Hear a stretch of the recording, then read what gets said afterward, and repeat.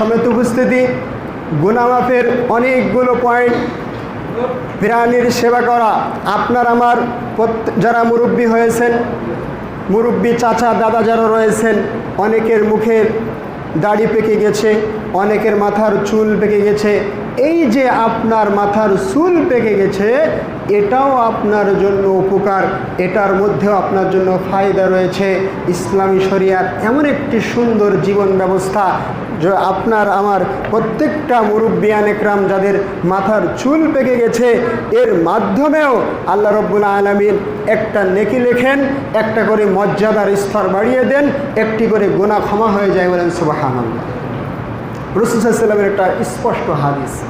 এরপর আসেন প্রাণীর সেবা করতে হবে, তাহলে আপনার আমার গুনাহগুলো মাফ হয়ে যাবে। আমরা সবাই জানি সাহাবী আবু হুরায়রা রাদিয়াল্লাহু আনহু থেকে বর্ণিত, তিনি বলছেন যে